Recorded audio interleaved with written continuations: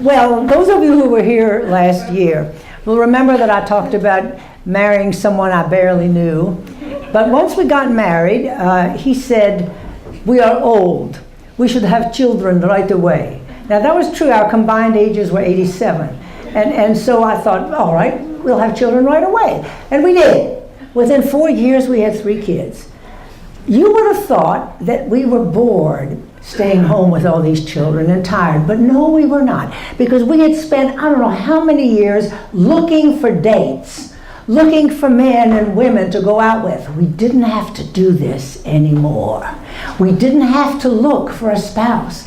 We had the spouse. Now we could devote our lives to the children, and we did. We stayed home with them all the time. We didn't go anywhere. And towards the end of the 4th year of just staying at home, one night I turned to him and I said, "Can we go someplace?" He said, "We went last year to the delivery room." I said, "A new place." He said, "Honey, it costs money to go out." He was Russian. I said, "Well, if someone invites us, it won't cost money." He says, "Nobody is inviting us." Couple of days later, miraculously, the phone rang. It was an interior decorator I'd once met at a party. He said, "Sweetie, we didn't know that the 2 of you were back in Norfolk. You've been away for years. Listen, I want you to come to a special dinner next Tuesday night at Angie's house. It's black tie. We're having the chefs come out from the Nations Room to cook us a 5-course, maybe 7-course French dinner. We're going to have rare wines." And I said, "How much will this cost?" He said, No, you're not going to pay for this. You're our guests." I said, "We'll crawl over broken glass to come to this." I told my husband. He said, "You're sure, but who will stay with the children?" So I called up my mother, and she couldn't come for the first time in her life. This meant that we were going to have a babysitter. We had never had to have such a thing before. We hired one, told her what time to get there, and that night we began to dress for the gourmet dinner. Now the kids came upstairs, little kids, all under the age of 4 and a half, and they stood in a semicircle to watch a phenomenon they had never seen before. They watched us, and then the oldest child, my daughter Penny, asked the first question in a tone that you know is leading to trouble. She said, "Where you gonna go?" Now, when she hit the word "go," he was shaving in the next room. He cut himself badly and put toilet paper on. I knocked over a bottle of Joy perfume and picked it up, you know. I said, "We're not going any place. You can go to some funny place." I said, "We're not going to a funny place."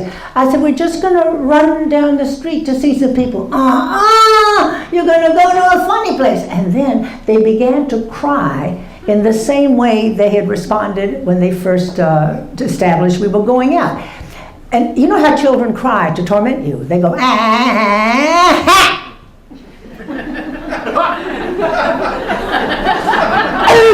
Now when they hit the breath,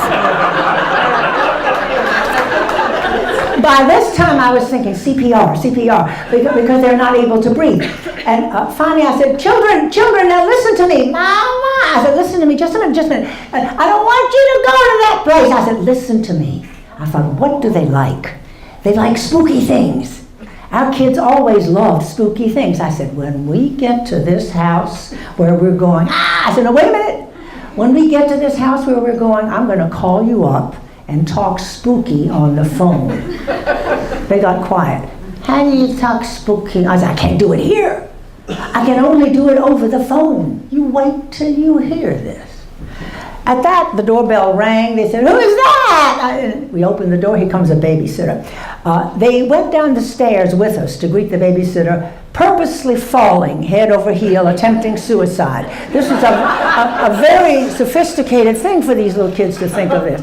And then she walked in, and my son threw up on her. He's here with me tonight, too. Still does things like that. I said, "Children, listen, remember I told you, we don't want you." The babysitter, "Are they all right?" I said, they're fine. So we rushed outside, slamming the door behind us. We got in the car. We drove in reverse for half a block. And then we set off down the expressway to Virginia Beach. For 20 miles, not one word passed between us, not one word. And we pulled into the driveway of the dinner, this beautiful house. There was a full moon.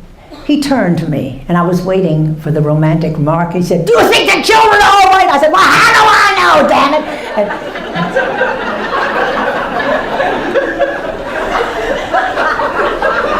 In this mood, we went into the gourmet dinner.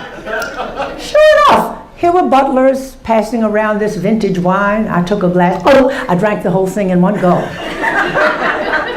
I said, "Where is your telephone, please?" He said, "In that room, madam."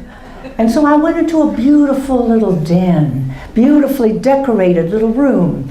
There was another person in there, a woman I had heard of, a social leader of the state, someone I had never met, very elegant person, rings dangling, and she said, "Good evening." And I said, "Well, hi."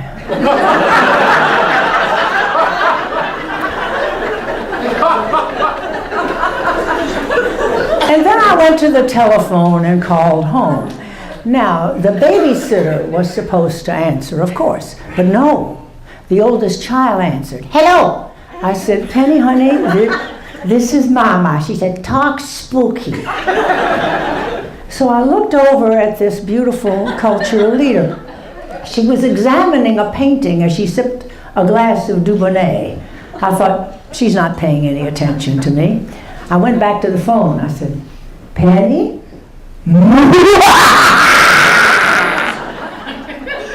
The woman spat the glass of wine into the painting. And then she had a coughing fit that lasted 7.5 minutes. Somebody called the rescue squad, but she was all right later. And I thought to myself, as we drove back to Norfolk, our lifestyle has changed irrevocably. Thank you very much.